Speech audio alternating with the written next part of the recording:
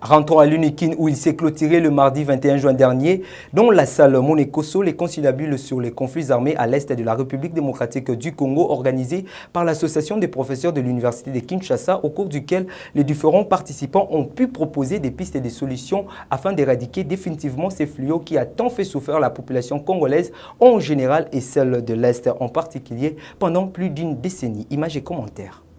Professeurs, étudiants, hommes d'État et politiciens, tous réunis comme un seul homme pour parler et proposer des voies durables sur la problématique des conflits armés en République démocratique du Congo. 2 journées riches en la matière, dans lesquelles les différents intervenants ont tour à tour émis leur savoir comme une pierre à l'édifice pour qu'ensemble l'ennemi du Congo puisse être définitivement éradiqué à l'est du pays, afin que la population puisse vivre dans une paix totale. Organisateur de ces conciliabules, le professeur David Loubo, président de la PUKIN, lui, qui a intervenu sur les conflits, portée sociologique et ambivalence d'un concept, donne l'importance de ces colloques. Tout s'est terminé par les recommandations.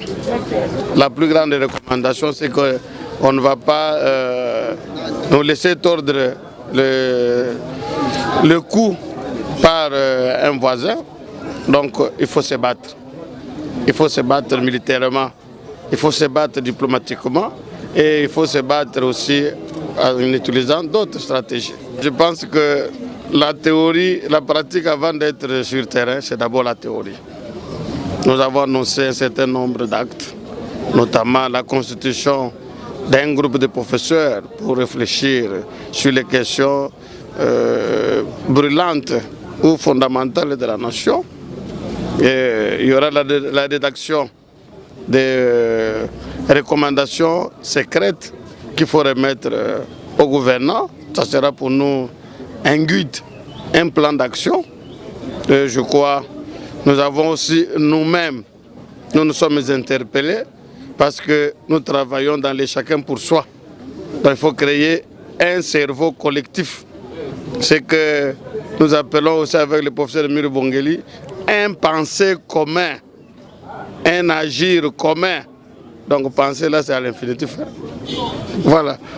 Et comme hier, nous disons, on n'a pas de choix. Aller à Yakta Est, les sorts rejetés, il faut se battre. Il faut battre le fer quand il est encore chaud. Et par rapport à l'actualité, on a parlé de l'armée, oui c'est bien.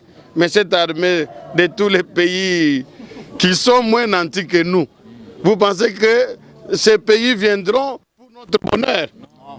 Alors, d'abord nous-mêmes. Et après, on verra ce qu'on peut faire.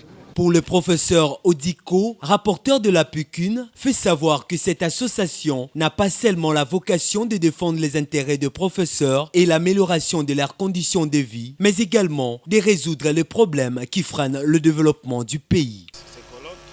Une réaction, une réponse vis-à-vis de ceux qui considèrent que le professeur d'université, pour s'exprimer, c'est toujours pour dire amélioration des conditions de vie, récupération de pouvoir d'achat et consorts. Donc aujourd'hui, nous voulons montrer à la face du monde que nous avons une association de professeurs qui peut penser autrement, c'est-à-dire contribuer, n'est-ce pas, à la recherche, n'est-ce pas, des solutions aux problèmes de notre société. Vous savez, dans tous les pays du monde, on ne peut pas aller en guerre sans les anthropologues.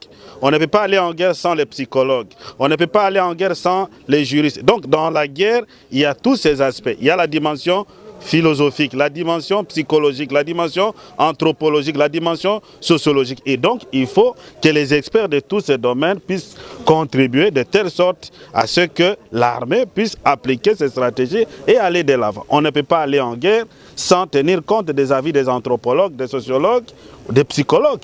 Parce que je voyais, on critiquait l'armée ukrainienne, on a dit à la base, c'est une psychologie faible. À la base, lorsqu'il y a un coup de feu, directement les gens s'enfuient sans savoir qu'est-ce qui se passe. Ouvert le lundi 20 juin dernier, c'est bien le mardi 21 juin 2022 qu'a symbolisé la fin de ces assises axées sur les conflits armés à l'est de la République démocratique du Congo, organisées au sein de l'Université de Kinshasa.